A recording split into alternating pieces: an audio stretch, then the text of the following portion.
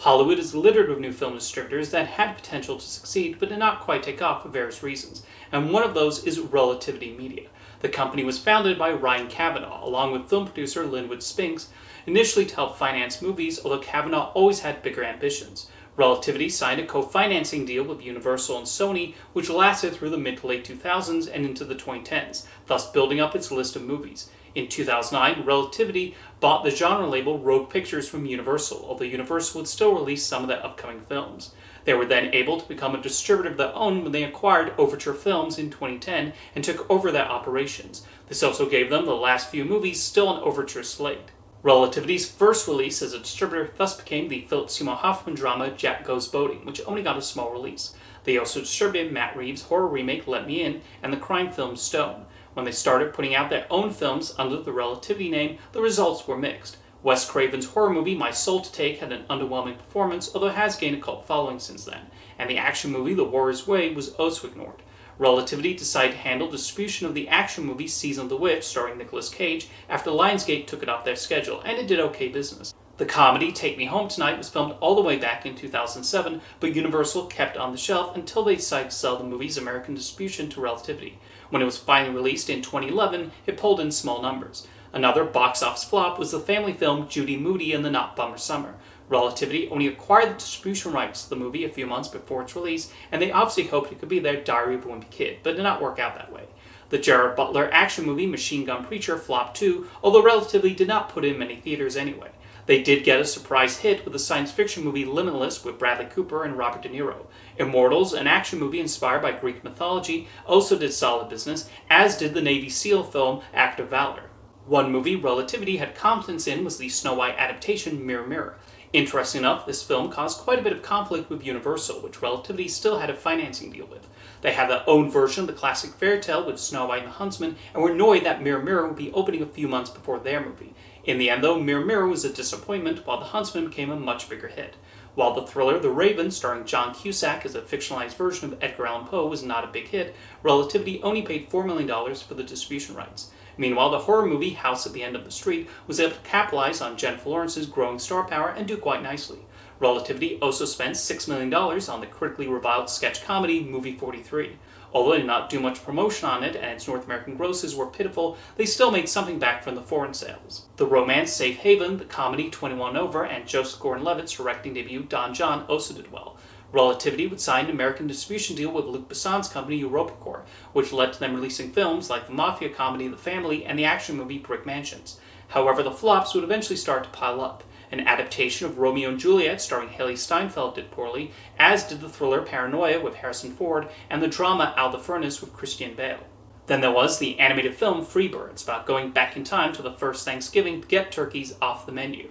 The first feature film from Real FX Animation, Relativity chose to release the movie a year earlier than initially planned, and when it did hit screens, its box office performance was middling. Another family film Relativity got their hands on was Earth to Echo.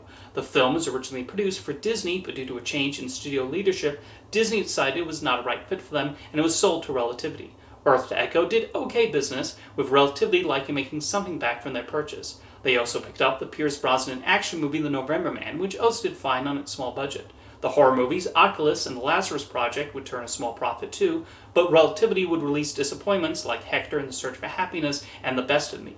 In July 2015, Relativity Media filed for Chapter 11 bankruptcy as it dealt with overdue debt payments and lawsuits from several investors who accused the company, and specifically Ryan Kavanaugh, for not paying money they were owed. Because of this, a lot of the movies Relativity was set to release ended up being sold to other distributors. One of those was the historical drama Suffragette, which was originally developed by Fox Features, then picked up by Relativity, and then ended up back at Focus. Other movies that Relativity sold off included the Christmas comedy Love the Coopers to CBS Films, the romance The Space Between Us to STX Entertainment, and the comedy The Bronze to Sony Pictures Classics. Their bankruptcy would especially affect the release of the animated film Animal Crackers, which would bounce from distributor to distributor before finally being released on Netflix in 2020. However, Relativity would hold on to some of the films in the hope that they might eventually emerge from bankruptcy. They also surprisingly retained the distribution deal with EuropaCorp. Early in 2016, to try to reorganize the company as it got itself out of bankruptcy, Relativity announced it would acquire Trigger Street, Kevin Spacey and his producing partner Dana Brunetti's production company, and put them in top leadership roles. However, shortly before Relativity officially emerged from bankruptcy, it was revealed Spacey would not be involved in the company, and Brunetti would also leave several months later. Of course, because of the films they'd sold off, Relativity only had a small slate, although there were still some projects they hoped to get off the ground. Sequels to Act of Valor and The Strangers were being developed, as well as a new version of The Crow that had Jason Momoa attached.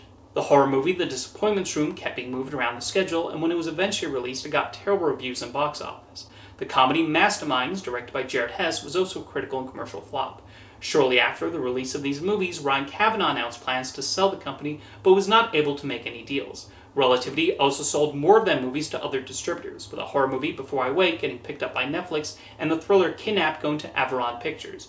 EuropaCorp finally packed their bags too and signed a new distribution deal with STX Entertainment. In May 2018, Relativity filed for Chapter 11 bankruptcy again as its debts continued to pile up and they faced further lawsuits from investors. And even though Kavanaugh was set to step down from his role as CEO of the company, he was still heavily involved in its operations. A few months later, Relativity was sold to the investment group Ultra V Holdings, with plans to get it back to releasing movies, which they eventually did in 2020. Perfect timing. That first new movie was Brenda Chapman's fantasy film Come Away, which they acquired only a month before its release. Because this was still during the height of the pandemic, it did not do much business. The other films Relativity has released this decade have also not gotten much attention, and in a few cases they've even partnered with Catch-Up Entertainment to help them reach theaters. Probably the most high-profile movie they've released is the Robert Rodriguez thriller Hypnotic, starring Ben Affleck, which was a box office flop and itself the victim of a troubled distributor, Solstice Studios. Hypnotic was one of the films they co-distributed with Catch-Up, along with a well-reviewed drama Memory, which they saw as a possible Oscar contender, but it was largely ignored by Academy voters. Relativity also released the action comedy Freelance with John Cena and Alison Brie, which got little attention. Even with their difficulties, the higher-ups at Relativity retained a surprising amount of optimism. They recently got a financing boost from the investment company Content Partners with hopes to increase the number of films they release per year, so we'll see if that works out for them. But overall, Relativity Media's time as distributor has been one fraught with mismanagement and contentious relationships with their investors, and probably serves as a cautionary tale to future new film distributors. See you next time.